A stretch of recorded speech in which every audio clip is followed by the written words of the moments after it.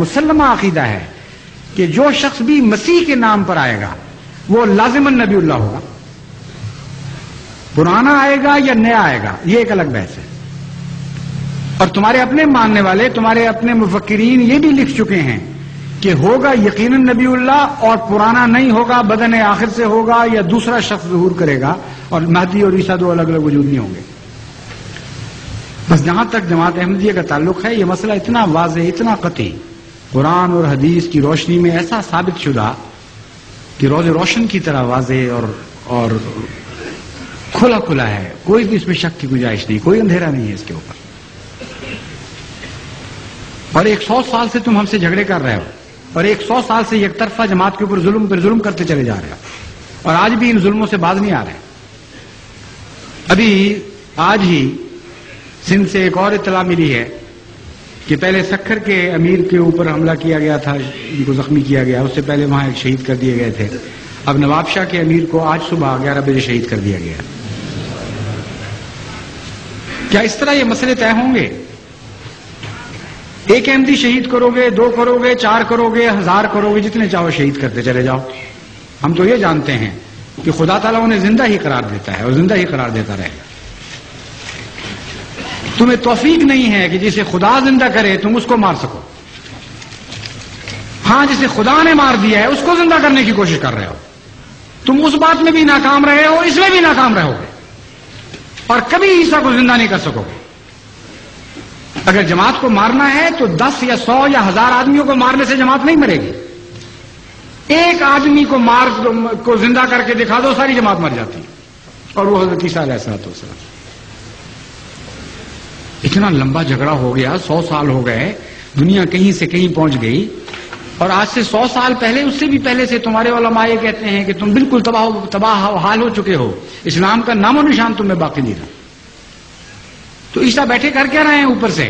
اوپر اترتے کیوں نہیں؟ احمدیوں کو مارنے کی بجائے ایک مرے ہوئے کو زندہ کر کے دکھا دو. اور میں جماعت احمدیہ کی طرف سے چیلنج دیتا ہوں تمہیں، اس بات پر جھگڑا ختم ہو جاتا ہے. اگر حضرت عیسیٰ علیہ السلام کو تم نے زندہ اتار دیا تو خدا کی قسم میں اور میری ساری جماعت سب سے پہلے بیعت کریں گے.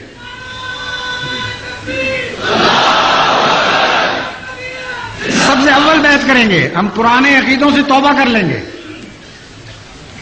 اور عیسیٰ کے آگے بھی لڑیں گے اور پیچھے بھی لڑیں گے اور دائیں بھی لڑیں گے اور بائیں بھی لڑیں گے. کیونکہ ہم تو ہاں کرنے والے، آمنا و صدقنا کہنے والوں میں شامل ہو چکے ہیں. لیکن یہ بھی میں تمہیں بتاتا ہوں کہ اگر تمہارا عیسیٰ، اگر وہ فرضی عیسیٰ جس کو تم پیش کر رہے ہو بفرض محال اگر زندہ آسمان پر بھی گیا ہے تو وہ اتر بھی جائے گا، تب بھی تم اس کی مخالفت کرو گے. تمہارے مقدر میں مخالفت لکھی گئی ہے. یہ جھگڑا کیوں طے نہیں کرتے اس طرح؟ کیوں دعائیں نہیں کرتے؟ کیوں خدا کے حضور ماتھے نہیں رگڑتے کہ بہت بڑا اختلاف ہو گیا، دنیا کہیں سے کہیں پہنچ گئی ہے، خدا اس عیسیٰ کو بھیج. تم سے تو اس معاملے میں یہودی بہتر ہیں کہ آج تک دیوار گریا کے پاس جا کے سر پٹکتے ہیں اور کہتے ہیں کہ اے خدا اس مسیح کو بھیج، اس ایلیا کو بھیج جس کے بعد مسیح نے آنا تھا. تمہیں کوئی حسرت نہیں، کوئی درد نہیں تمہارے دل میں اسلام کی زندگی کا. عیسیٰ تو عیسیٰ. ابھی تو دجال کا گدھا بھی ظاہر نہیں ہوا جس کے اوپر بیٹھ کر دجال نے سفر کرنے ہیں اور ہلاکتیں پھیلانی ہیں دنیا میں. پھر کہ جا کر کہیں عیسیٰ علیہ السلام کی باری آنی. کہانیوں میں بس رہے ہو، قصوں میں رہ رہے ہو، اب تمہارا کوئی بھی تعلق باقی نہیں رہا. حسرت ہے تم پر، اور ہم ان حسرتوں کے ساتھ تمہارے لیے دعائیں کرتے ہیں. میں اس خدا کی عزت و جلال کی قسم کھا کے کہتا ہوں جس کے ہاتھ میں میری جان اور تمام احمدیوں کی جان ہے